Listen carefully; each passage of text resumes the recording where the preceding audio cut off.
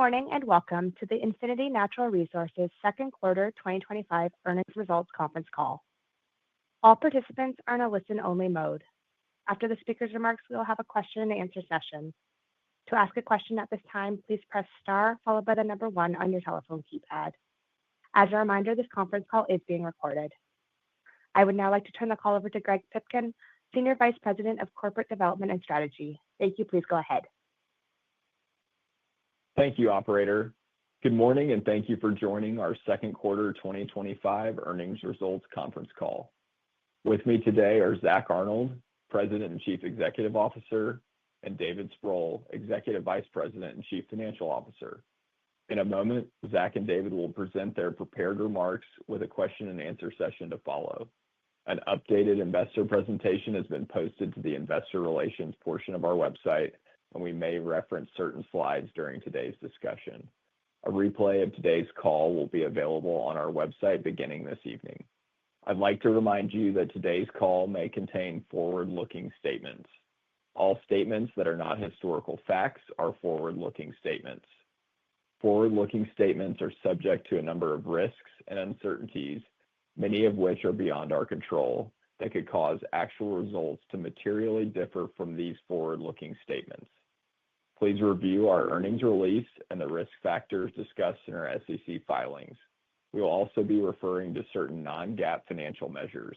Please refer to our earnings release and investor presentation for important disclosures regarding such measures, including definitions and reconciliations to the most comparable GAAP financial measures. Now over to Zack. Thank you, Greg, and welcome to Infinity Natural Resources Second Quarter 2025 Earnings Call.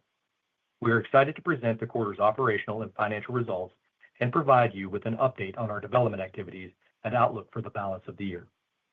Our dedicated team in Appalachia once again delivered, and my gratitude goes out to my team for the results they drive time and time again. Let's begin with a review of our second quarter performance.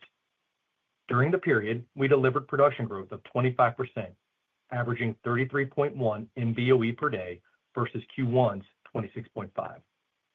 The period's increase in overall production was primarily attributable to a full quarter impact from 5 natural gas Marcellus shale wells in Pennsylvania that we turned into sales only days prior to the end of the first quarter. As a reminder, our Marcellus natural gas weighted wells deliver significantly higher production volumes than our Utica oil wells on a BOE basis. In May, we turned into sales 1 oil-weighted well from our Rubel Dod pad in Ohio. It is important to note that we experienced some minor third-party midstream delays during the period. These constraints limited our ability to freely flow the well and restricted our ability to place 2 additional oil-weighted wells from the same pad into sales in Q2.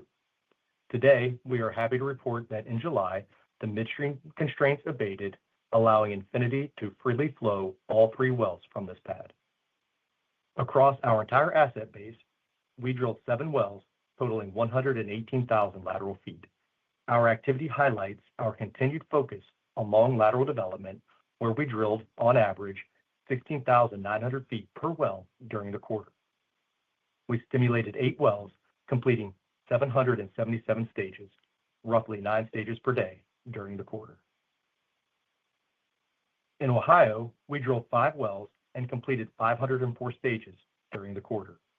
We finished completion activities on a 4-well pad in Guernsey County, totaling 77,000 lateral feet that is anticipated to be online during the third quarter. Additionally, we drilled 3 wells from another pad location, representing another 57,000 lateral feet. We are currently stimulating this project today, and we anticipate turning these wells online subsequent to the end of the third quarter. On the Marcellus gas side, as discussed on our May call, the company decided to advance its next natural gas project and constructed that pad site during the second quarter. In addition, we drilled a 4-well pad totaling 54,000 lateral feet and finished stimulating them in June. I am pleased to announce that those wells were turned into sales in July, less than 30 days after completion activities ended, which is remarkable. This was the project that was accelerated in November of last year. It took us 8 months to go from constructing a pad to generating natural gas sales. Let me now provide more color on our third quarter operating plan. our team continues to execute on its operational plan. Currently, our rig is developing 3 natural gas wells, roughly 45,000 lateral feet, off the pad we constructed during the second quarter in Pennsylvania. Thereafter, we anticipate our rig to transition to Ohio to drill another 2 oil wells in Q3. As mentioned previously, our frac crew is currently stimulating 3 oil wells in Ohio. We anticipate that frac crew to transition to the natural gas pad we are currently drilling by early Q4. Wrapping up my opening remarks, our results this quarter reinforce the strength of our diversified Appalachian strategy, which focuses on balancing capital allocation across our natural gas and oil opportunities. This flexibility is particularly valuable given today's dynamic commodity environment. We're well positioned for sustained organic growth while maintaining the financial flexibility to complement our core business with accretive acquisitions. With that, I'll turn the call over to David for a more detailed view of our financial results. Thank you, Zach, and good morning. I wanted to start by reiterating some of the themes from Zach's earlier remarks. We continue to execute on our operating and development plans. As we have noted in the past, we are prudently developing our asset base, focusing always on discounted returns on investment and payback periods, while preserving our balance sheet strength and mitigating commodity risk through an active hedge program. Turning to our second quarter 2025 results, we are very proud of our team's performance during this period. We continue to execute on our plan. We increased our net production approximately 28% from the second quarter 2024 to 33.1 MBOE per day. We generated adjusted EBITDA of $49.6 million during the quarter. Our adjusted EBITDA margin for the period fell to $16.48 per barrel of oil equivalent, driven predominantly by a greater weighting towards natural gas production during the period. Operating costs on a per unit basis further declined during the second quarter to $7.93 per barrel of oil equivalent, compared with $8.14 in the second quarter 2024. Our overall per unit cost decline was largely attributable to the increase in natural gas development. As we continue to progress into the year, we anticipate further per unit cost declines as we increase our natural gas production from Pennsylvania. Turning to capital expenditures, we incurred $70.4 million in drilling and completion capital expenditures, along with $2.7 million related to midstream activities during the quarter. We are continuing to execute on our development plan. I am very proud of the performance that our land, operations, and production teams have generated year to date. Our outlook for calendar year 2025 remains unchanged. Net production is anticipated to be between 32 and 35 MBOE per day. Drilling and completion CapEx is targeted to be between $240 million and $280 million, while our midstream capital spend is estimated to be between $9 million and $12 million. Turning to the balance sheet, our financial position remains very strong. We have approximately $28 million in net debt outstanding. We have ample liquidity of $322 million, affording us continued operational and strategic flexibility. We remain focused on developing out of cash flow and will continue to position the company to take advantage of opportunities as the market dictates. Thank you. Now I'll hand the call back to Zach to wrap up our prepared remarks. Zach? Thanks, David. In conclusion, I'm pleased with our second quarter performance, which delivered on our operational commitments while showcasing the strategic advantages of our diversified Appalachian platform. Our strong quarter-over-quarter production growth, driven primarily by our successful Marcellus development, demonstrates our ability to execute complex cross-basin programs efficiently and on schedule. What distinguishes Infinity Natural Resources is our proven operational flexibility across our oil and natural gas assets within Appalachia. This quarter, we successfully accelerated a Pennsylvania natural gas project while maintaining steady progress on our Ohio oil development. Our strong balance sheet, with minimal net debt and substantial liquidity provides the financial foundation to remain opportunistic. Combined with our deep inventory of premium drilling locations, we're well positioned to continue optimizing our development sequence based on market dynamics while maintaining our commitment to funding growth through free cash flow. The operational excellence demonstrated this quarter reinforces my confidence in our team's ability to deliver consistent value creation for our shareholders. Operator, please begin our Q&A session. Thank you. If you would like to ask a question, please press star followed by the number one on your telephone keypad. In the interest of time, we ask that you please limit yourself to one question and one follow-up. Our first question comes from Kalei Akamine from Bank of America. Please go ahead. Your line is open. Hey, good morning, guys. Zach, David. For my first question, wondering if you can give us any early thoughts on the 2026 activity program. Our base case assumes that capital moderates a bit year over year, sort of helping free cash flow. But at your size, growth still makes a lot of sense here. Any latest thoughts to share? Morning, Kalei. Thanks for the question. Where we sit in the current budgeting cycle, it's difficult for me to give much color on what types of wells we're going to be drilling next year, but a few snapshots. I mean, first of all, we've always been strongest when we develop our inventory in both commodities, gas and oil. So we're going to challenge our team to continue to deliver the assets that we can develop in both of those windows. I think you touched on something that you're thinking about similarly to the way we think about it, is that as we look at CapEx next year compared to this year, I would not expect it to decrease. I think we're going to continue to look to develop our inventory that we're very proud of and have very high returns and continue to grow the company. So I think we're not going to give 2026 CapEx guidance yet, but I think you are leaning towards the right spot where we're going to continue to stay focused on development and still maintain a strong free cash flow. That's helpful. Really appreciate those comments. For my second question, wondering what your latest thoughts are on in-basin demand and egress around your position in Ohio. There was a power plant acquisition recently, and the Borealis pipeline is in the pre-development stage. When you look at these forces, how do you see them shaping demand in the near to medium term?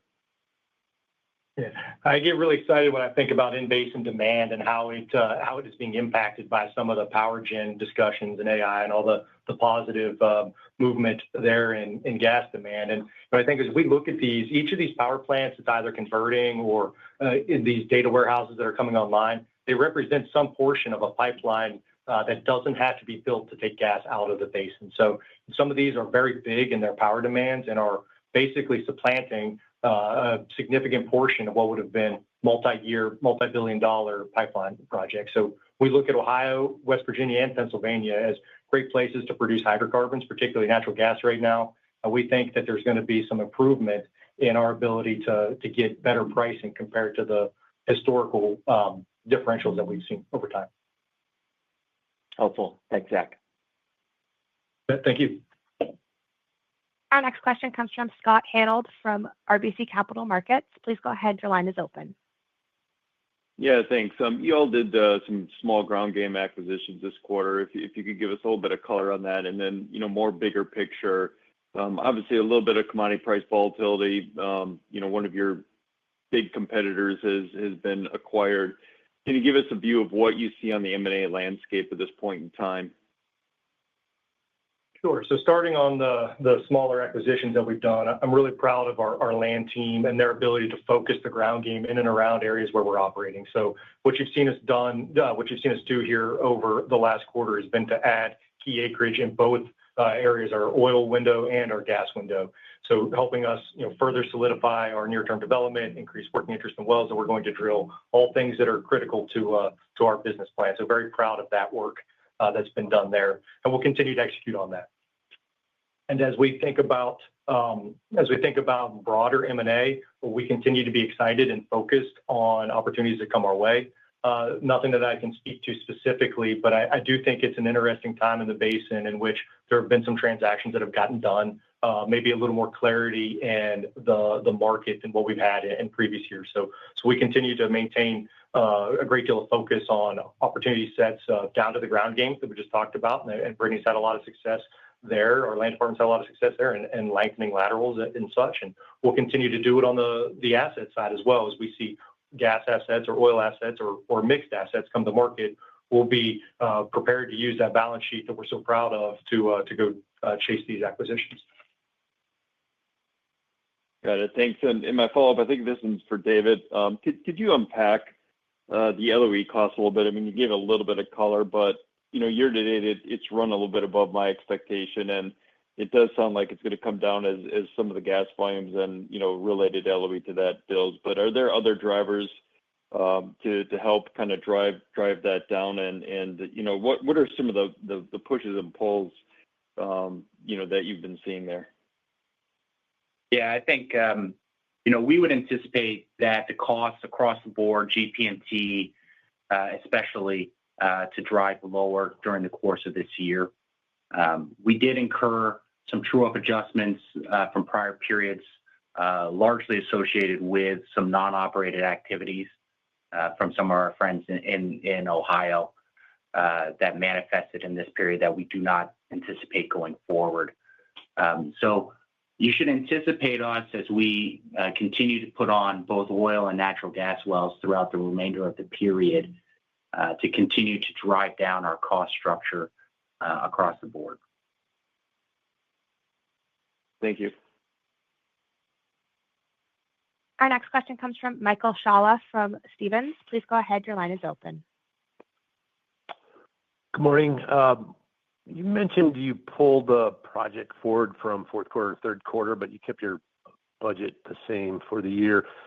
Does that imply that fourth quarter is going to have less activity now than you previously planned, or do you stay with the one rig, one crew setup for the remainder of the year?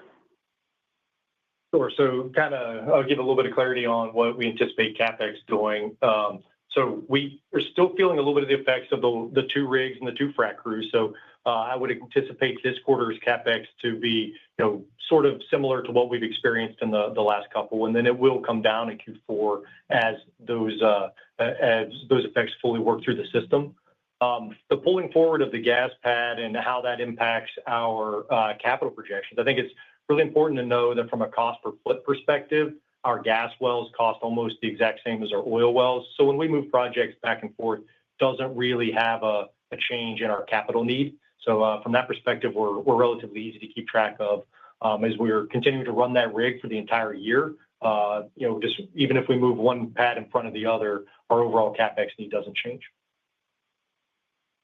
Okay, so you're just going from the two rig activity level in first half to one, so you're not really changing fourth quarter from what you had previously anticipated.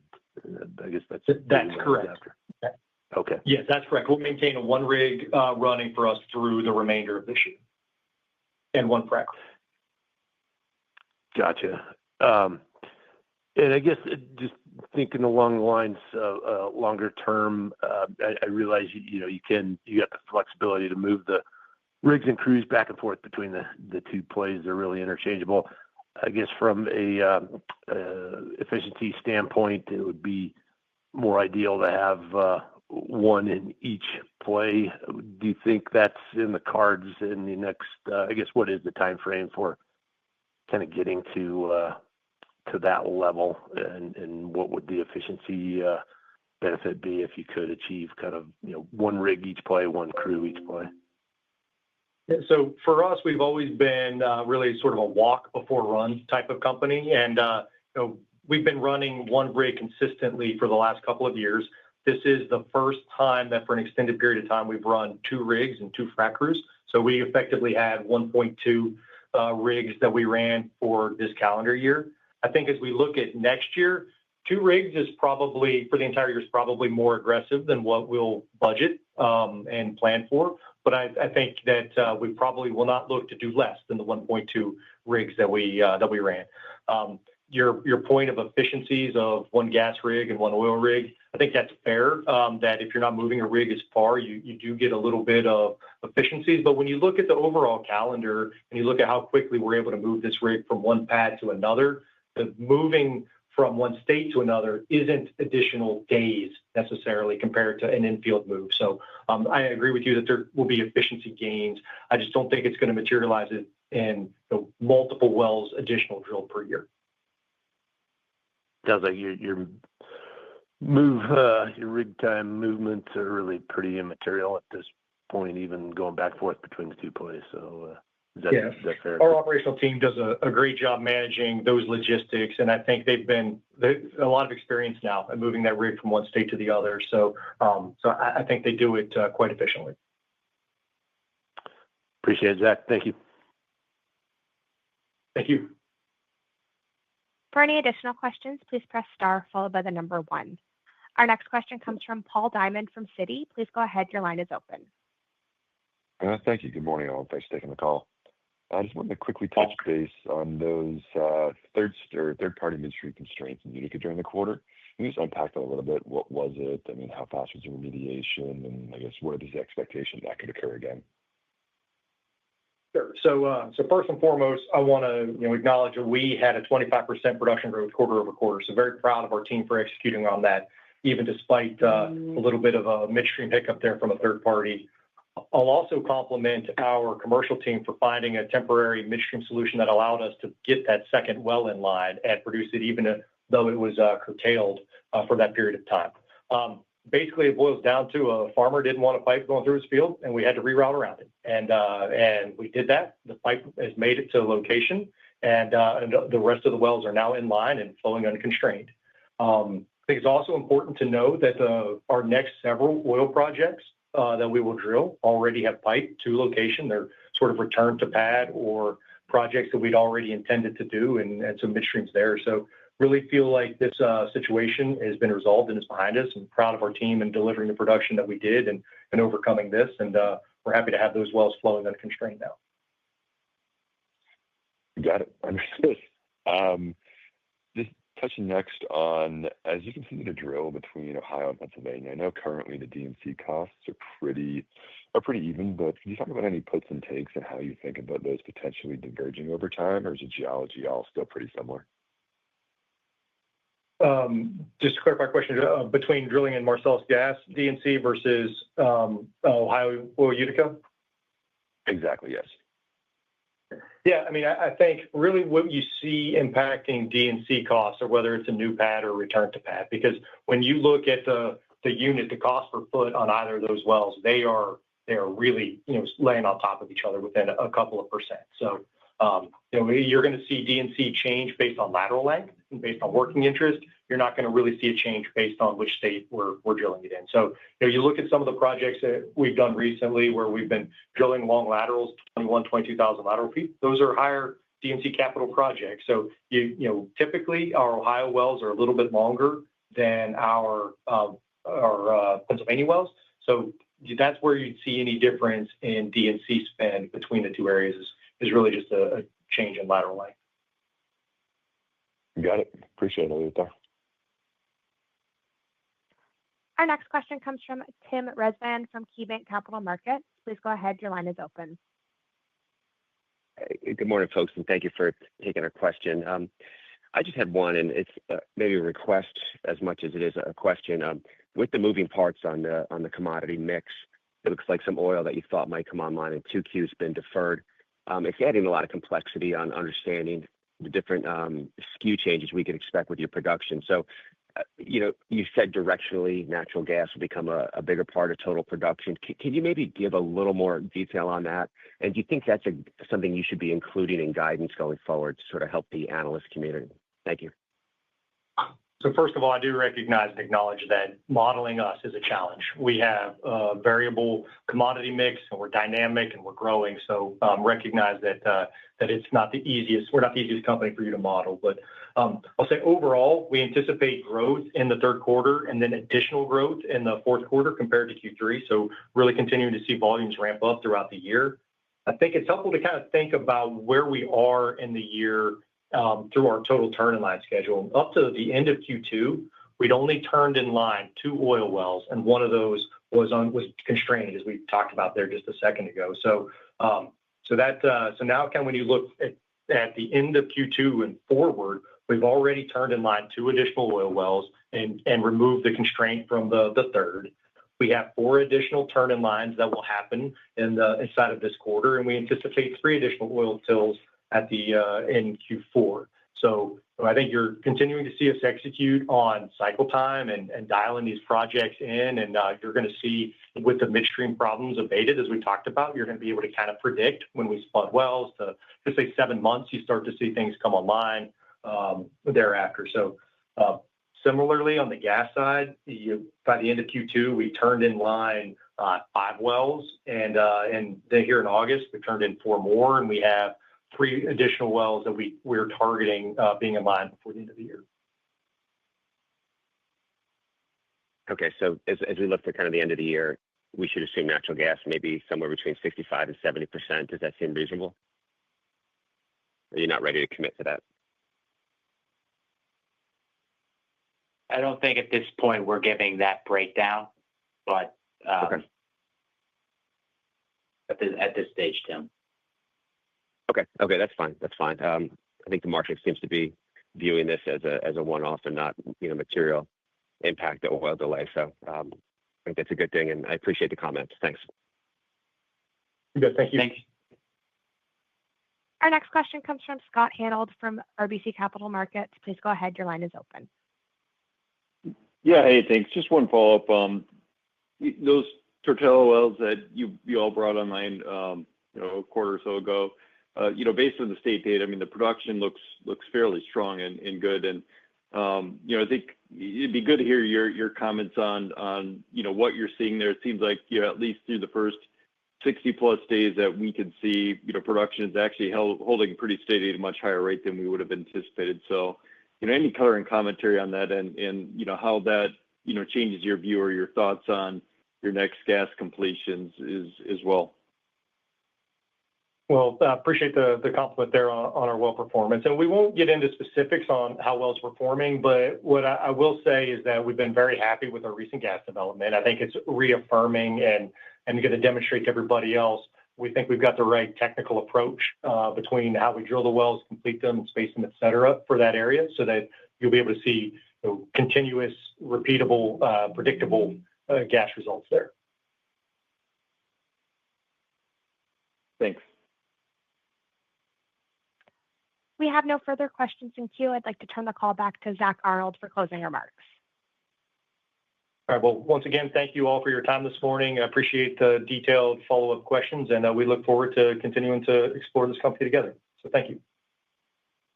This concludes today's conference call. Thank you for your participation. You may now disconnect.